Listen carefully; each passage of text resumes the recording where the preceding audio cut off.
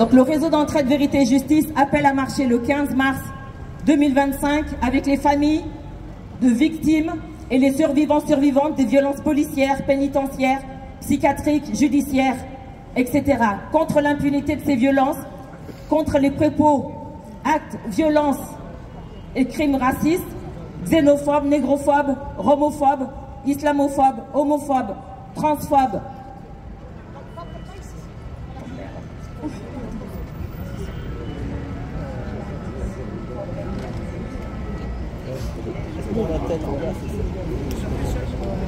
Désolée, homophobe, islamophobe, homophobe, transphobe, sexiste. Nous marcherons ensemble pour la mémoire des victimes tuées, disparues forcées et l'honneur des survivantes de l'État policier et judiciaire. Nos combats ne datent pas d'hier. Depuis de trop nombreuses années, la police et la gendarmerie française blessent, mutilent, violent et tuent des personnes et des populations qui, en raison de leur classe sociale, de leur couleur de peau, de leur religion et de leur orientation sexuelle et de leur expression de genre, ne correspondent pas à l'ordre établi. Elles blessent, mutilent, violent et tuent ceux et celles dont les luttes contestent cet ordre établi par leurs idées politiques, leurs révoltes, leur mode de vie. La France possède une longue histoire de violences policières, des territoires colonisés d'Afrique aux quartiers populaires actuels, de l'Hexagone à la Réunion, la Martinique, la Guadeloupe, la Guyane, Mayotte, la Kanaki. Les violences d'aujourd'hui sont la continuité des massacres perpétrés hier au nom de l'ordre colonial. Ces massacres incluent ceux des tirailleurs sénégalais en 1944 à Thiaroye, des grévistes guadeloupéens du 14 février 1952 et des Algériens du 17 octobre 61 à Paris, où les manifestants dénonçaient les violences policières et revendiquaient l'indépendance de l'Algérie. Dans les années 60, marquées par de nombreux crimes racistes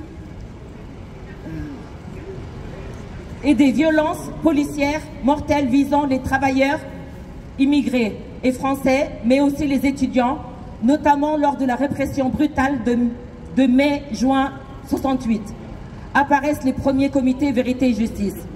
Des proches des victimes de violences policières, des voisins-voisines, des collègues, des militants-militantes et des intellectuels s'organisent alors pour mener un combat judiciaire, juridique et politique. Aujourd'hui, nous héritons de leurs outils de défense populaire pour lutter contre la répression violente que l'État nous fait subir, les invisibilisations, la criminalisation des victimes, mortes ou vivantes, solidarité morale et financière avec les familles et victimes survivantes, accompagnement dans les affaires judiciaires, réalisation de contre-enquêtes, participation aux audiences dans les tribunaux, création de relais autonomes, de diffusion de l'information, organisation de marches, pour ne citer que quelques exemples. Une vingtaine d'années plus tard, en 1983, plusieurs révoltes éclatent dans les quartiers populaires face aux crimes racistes et sécuritaires perpétrés par la police. Les révoltes sont des moyens de défense collective suite à des crimes racistes dans les quartiers populaires. À la suite des révoltes de 1983, les habitantes, familles et militantes s'organisent en association ou en comité Vérité et Justice et marchent ensemble pour l'égalité des droits et contre le racisme.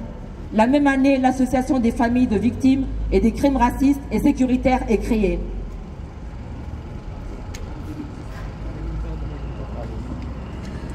En 2010, plusieurs comités Vérité et Justice se rassemblent et créent le collectif Vivolé afin de rompre l'isolement face aux violences et de porter leur lutte.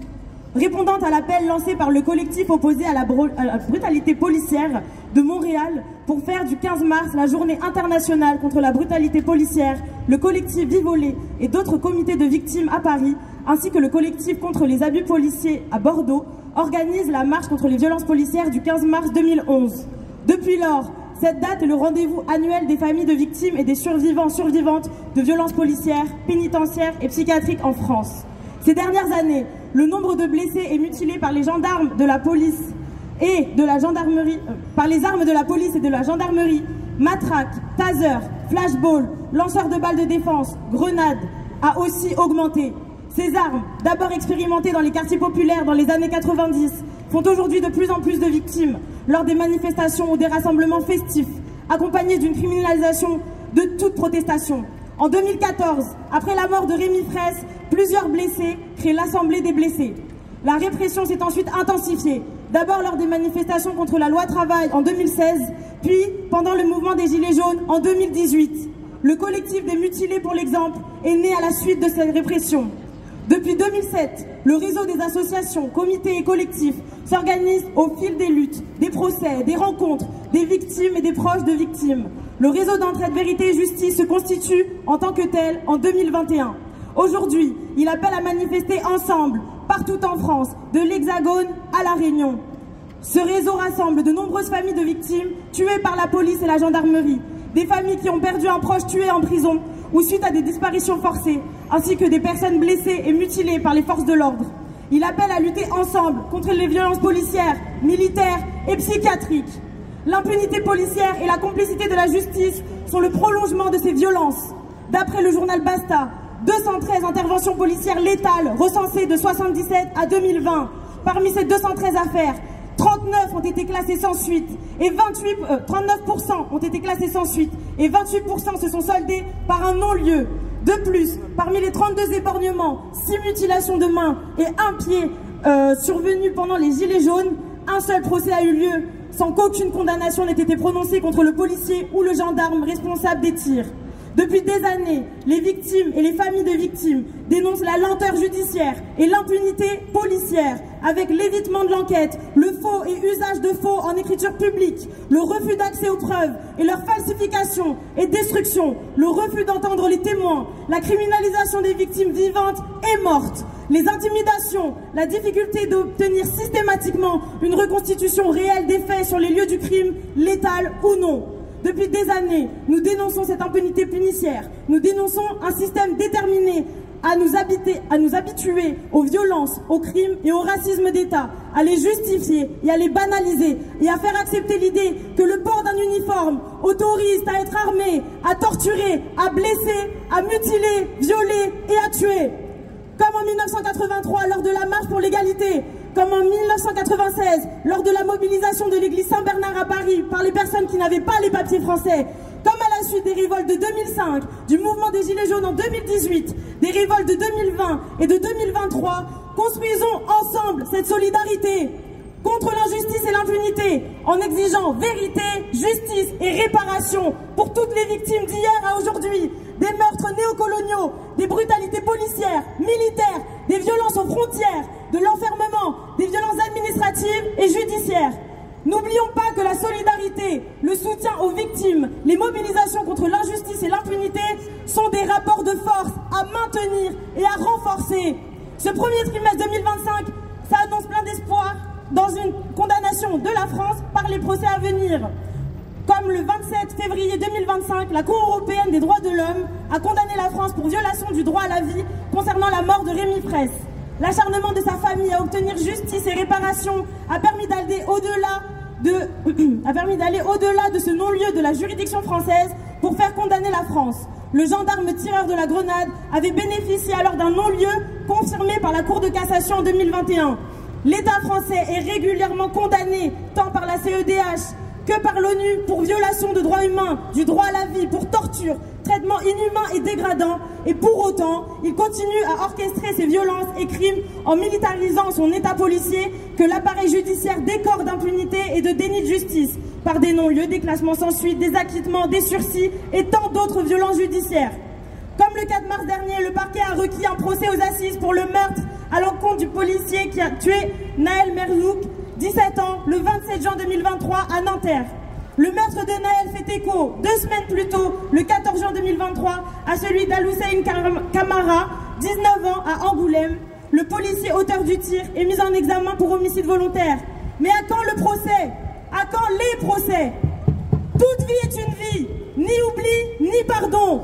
Nous disons stop aux violations des droits humains, à l'impunité et au déni de justice. Stop aux violences et crimes d'État. Stop aux morts et aux mortes aux frontières, sur les routes, en Méditerranée, dans les CRA, en enfermement psychiatrique, en prison, par la police, par la gendarmerie. Stop aux discriminations, au racisme systémique, au racisme des politiques migratoires, au fascisme, à la xénophobie, à la négrophobie, à l'islamophobie, à l'antiziganisme. Stop au génocide, au massacre, au nettoyage ethnique, à l'esclavagisme moderne.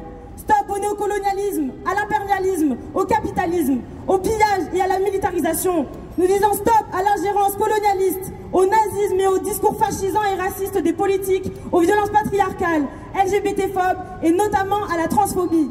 Solidarité et soutien aux survivantes, aux survivants, aux familles endeuillées, aux familles des disparus forcés et des portés disparus. Solidarité et soutien aux personnes exilées et migrantes, aux personnes avec ou sans papier français, aux mineurs et mineurs étrangères non accompagnés, aux collectifs des jeunes du parc Belleville, aux personnes sans hébergement, sans logement, aux personnes précaires, régularisation pour toutes et tous, solidarité et soutien aux mères protectrices et à toutes les victimes, solidarité et soutien aux révoltés du monde entier, solidarité et soutien aux peuples opprimés à travers le monde. La solidarité est notre arme, organisons-nous et renforçons-la au-delà des frontières. Migrer est un droit, on n'oublie pas, on pardonne pas. Pas de fachos dans les quartiers, pas de quartier pour les fachos, pas de justice, pas de justice, pas de justice, pas de justice, pas de justice, pas de justice, pas de justice. Merci à tous d'être là. On est là contre les bavures policières. Je vois pas pourquoi ils passeraient pas en jugement, tous ces policiers qui tuent. Il y a trop de mamans qui pleurent, mais vraiment qui pleurent, qui n'arrêtent pas, qui n'arrêteront jamais de pleurer. J'ai rien préparé, moi je suis là pour vous dire qu'on est, on est là contre toutes ces bavures. Je vois pas pourquoi je me répète. Mais il faut que tous ces policiers qui sont pas compétents dégagent de la police, tout simplement, ils dégagent. Et voilà, on veut des policiers compétents qui connaissent leur métier. Il faut pas tuer, on tue pas. Voilà, j'ai rien préparé, désolé. On est là pour vous soutenir tous, pour toutes les raisons pour lesquelles vous êtes là. Bah voilà, je vous aime et merci.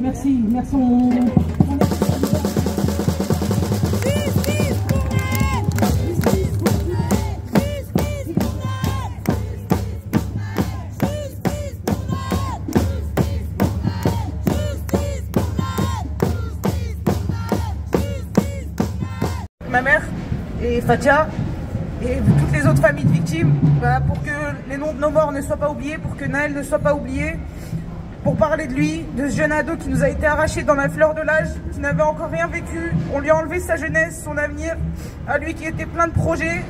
Le 4 mars dernier, le procureur a requalifié les faits de meurtre. Avec cette annonce, ma famille a été soulagée et apaisée, mais nous restons sur la réserve. Nous attendons ce que la juge va dire.